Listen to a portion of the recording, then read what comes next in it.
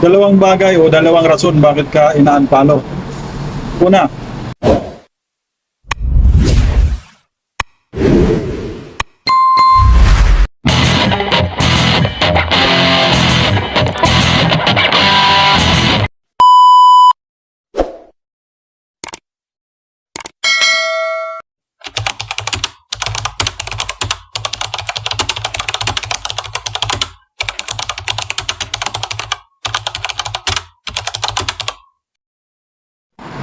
hello guys.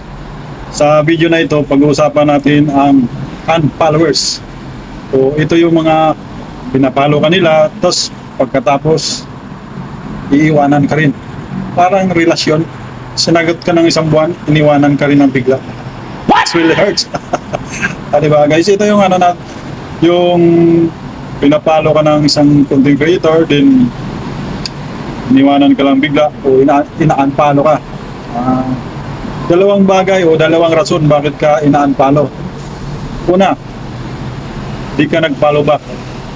Kasi lahat na content creator, expected na nila na kapag pinalo ka nila is ang mindset nila, babalikan mo.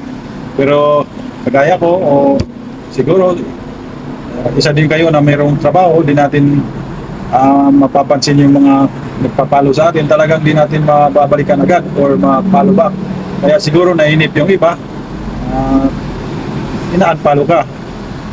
Pagkaya na lang nito mga followers ko na ito, hindi ko nababalikan yan dahil nga wala na akong time. Sa araw may trabaho, sa gabi may trabaho. So limited lang yung time ko na gumamit ng cellphone. Kaya kung may time ako, gumagawa ko ng content pa rin. Sinisingit ko pa rin yung paggawa ng content. Siyempre gusto natin kumita, di ba? Siyempre kailangan natin ng pera, money. Lahat naman tayo nangangailangan ng pera, siyempre para sa ating pamilya.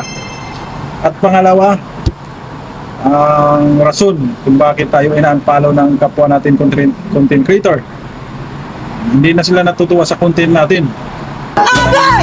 Masakit na isipin na hindi na natuwa kaya ina-unfollow ka, di ba? Pero kahit ganoon pa nang huwag tayong madismaya o huwag tayong ma-discourage. Tuloy pa rin natin kung anong nasa isip natin, kung anong nakapagpasaya sa ating mga content, gawin natin.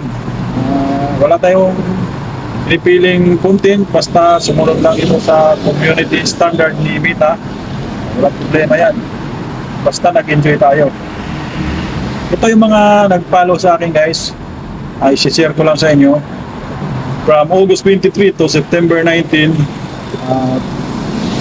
mga previous days ito ito yung total followers na nag-follow sa akin.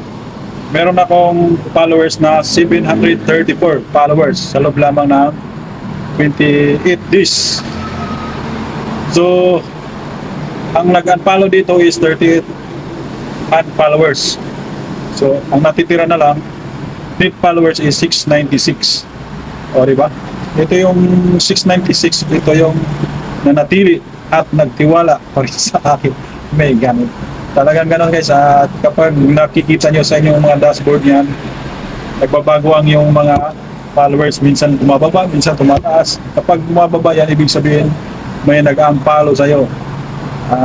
Isipin nyo mabuti kung bakit nag-unfollow yung tao or kapwa natin. Siguro meron silang nakikita sa iyo o hindi nagustuhan, pero huwag nating habulin sila dahil karapatan nila yung umalis. Iyanan natin sila.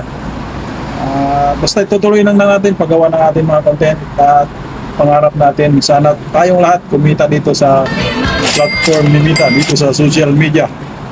Kaya lahat naman tayo naghanap ng extra income o diba? Yun lamang guys ang may share ko sa inyo.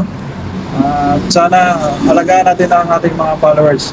Pero kung merong mag-unfollow sa atin, wala tayong magawa at karapatan nila yun. Kaya malaya sila. Sa sinasabi ko na lahat ng followers ko, hindi ko pinipilit yan, hindi ako nag-follow to follow. Ang ginawa ko lang, nag-focus ako gumawa ng content at kusa silang nag-follow sa akin. Kapag umalis naman sila, hindi ko sila habulin. Yung matitira na lang sa akin. Kaya makikita nyo sa akin followers, kakaunti lamang yan, hindi pa umabot ng 10k yan. Kasi hindi naman ako nag-follow to follow, yung pumapasok sa mga grupo na panoorin yung mga video nila, yung Nag-share sila ng video din, panoorin mo, mga ganon. Hindi ko pinasukan yan ang akin, nag-focus ako sa paggawa ng content. At isa pa, meron naman akong followers na 5,000k is enough na yun. So kung magdagdagan mo yan, thank you. Basta ang akin, mag-focus tayo sa paggawa ng content, yun ang pinaka-the best.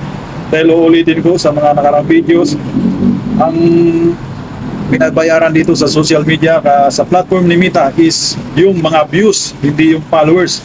So anin mo yung maraming followers, million followers mo kung kukunti lang naman mag-views, diba? Useless din. Mas maganda pa yung focus tayo sa paggawa ng content at mas marami pa yung non-followers ang nag-views o nanonood sa ating mga videos. Yun lamang guys, at keep always posting content consistently. Yun ang gusto ni Mita, yung aktibo tayo lagi. At siyempre tayo gusto kumita dito sa platform ni Mita. Kaya enjoy lang. Lahat gagawin natin para kumita. Yun lamang ang ma-share ko sa inyo guys. Thank you at ingat po tayong lahat. Saan man tayo naroon, ingat po tayong lahat. Thank you and bye-bye.